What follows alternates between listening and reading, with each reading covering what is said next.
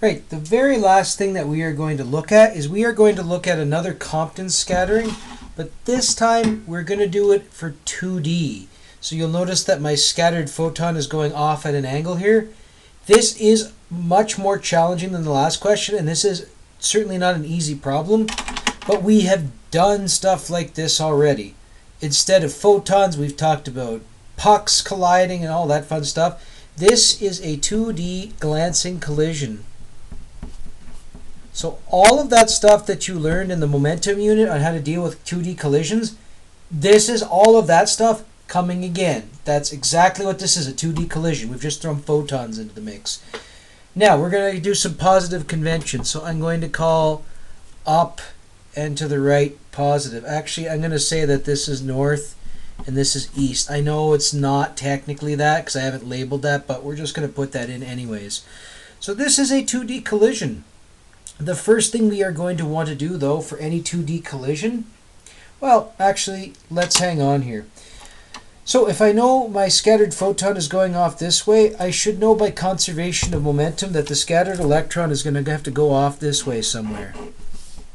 That is where my electron is going to go. So it's going to have an angle of scattering. I'm going to call that alpha to distinguish it from theta, the angle of scattering of the photon. Now with that, we always do things in two different components. We always do things in components. We do X component, we do Y component. So this initial scattered photon's momentum, we are going to break it up into X and Y components. Now, I'm also going to put a little prime on this P, just because I want to distinguish it for after the collision. Like we use P prime for that.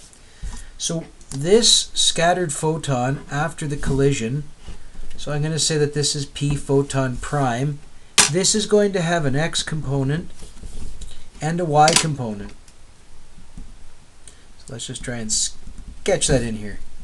So we're going to have this P photon X, P photon Y prime, and then we have that angle of 35.4 degrees, or sorry, 36.4 degrees. So we would like to find the components of this. And sorry, I mislabeled this. This is Y and this is X. Okay, so with that said, let's find these components. So the X component is going to require me to use cosine because this is my opposite side and this is my adjacent.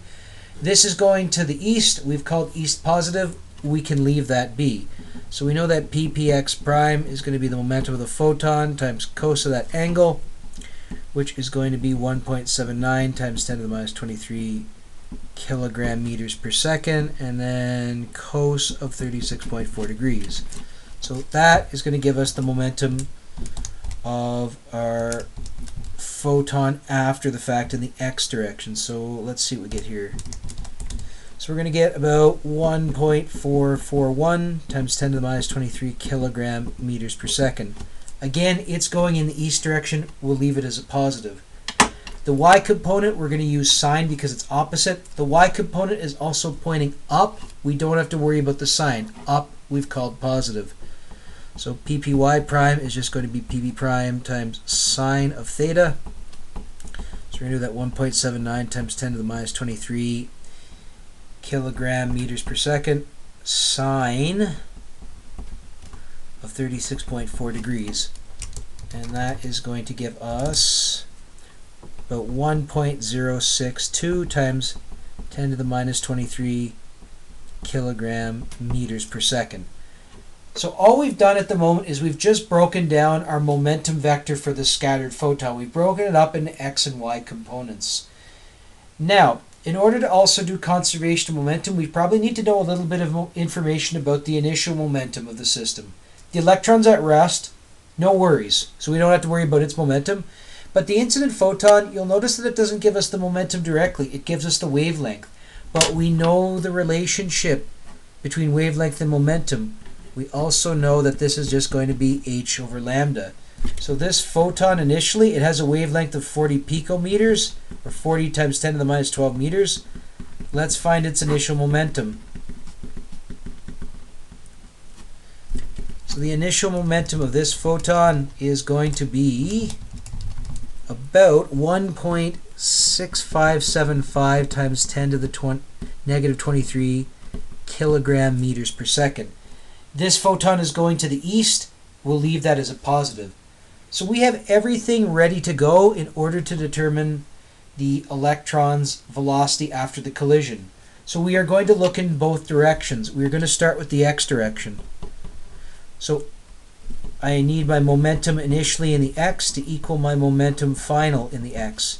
So initially I have my photon, I have my electron, there's going to be that interaction, and then I'm going to have my momentum of the photon in the x after the collision, and the momentum of my electron in the x direction after the collision. So we've already said the electron's momentum is 0 to start with because it's at rest, so we don't have to actually consider that piece.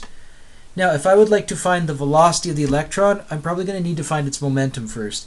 So the momentum, the x component of the electron's momentum after this scattering collision, we're going to have this ppx minus this ppx prime.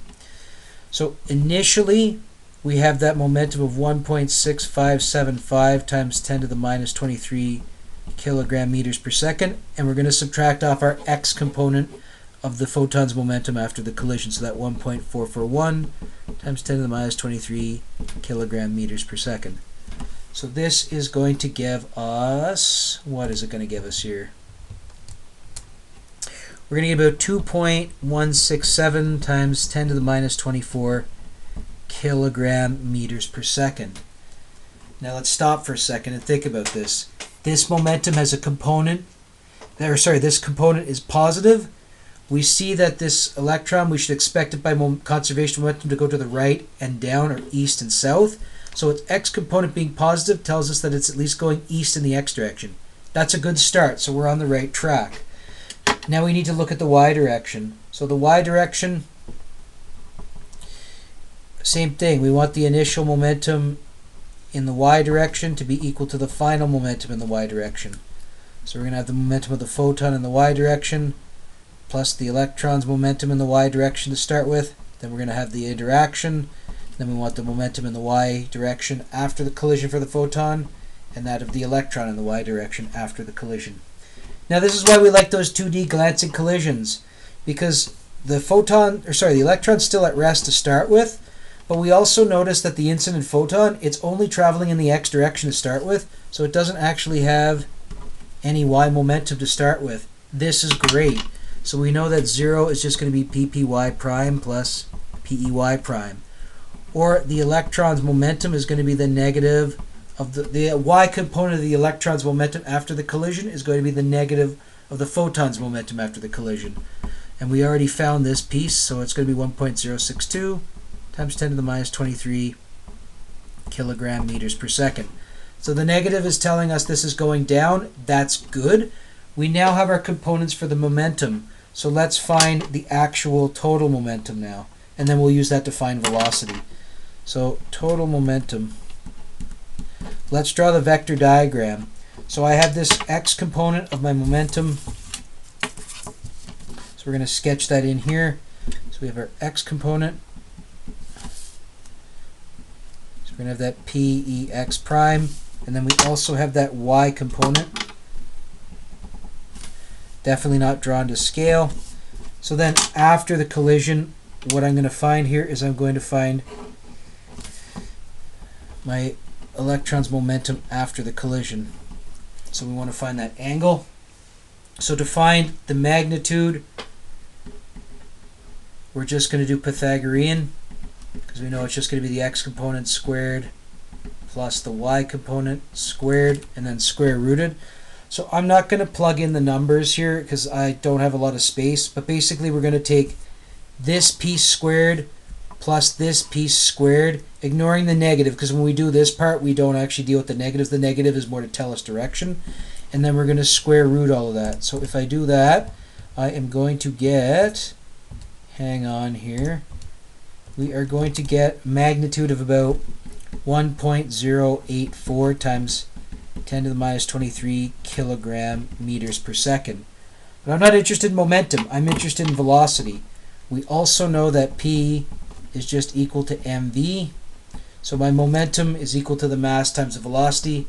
So VE is just going to be the momentum of the electron after the collision divided by the mass of the electron. Again, I'm not going to plug in the numbers here. I'm just going to say it's this number divided by the mass of the electron, which is 9.11 times 10 to the minus 31.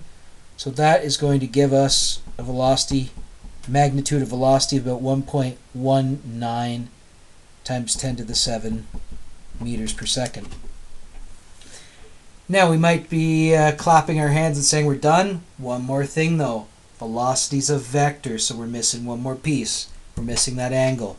So to get that angle, we know these two pieces. Let's use the inverse tangent. So we're going to say it's the inverse tangent of the y component over the x component. So we're going to take the inverse tangent of this piece, again ignoring the negative because we only use the negative to help us with direction. We don't actually use it in the calculations. This divided by this. So if I do that, I am going to get the, let's see here. We got a lot of numbers going in here. Okay, this piece divided by, where is that 2.167? Okay, so we're going to get the angles about 78.5 degrees, and then based on my drawing here, this is going to be south of east. So I now have my velocity, I now have my angle. So the last thing to do is to just write this all out as 1. So the velocity of my electron after the collision, it is 1.19 times 10 to the 7 meters per second. And it is going 78.5 degrees south of east. A lot of work in this problem. It's a very challenging question, but it's all of that 2D momentum stuff we've already done and know. All we did to add a little bit of trickery in here is give you the wavelength of the photon at the start instead of giving you its momentum. So the last thing it said is identify the physics principles used. Well, we absolutely used conservation of momentum all over the place. So we've used physics principle number 4. And then using this de Broglie wavelength formula, this P equals h lambda, this is physics principle number 9, the wave-particle duality. So our physics principles in this question were 4 and 9, conservation of momentum and wave-particle duality.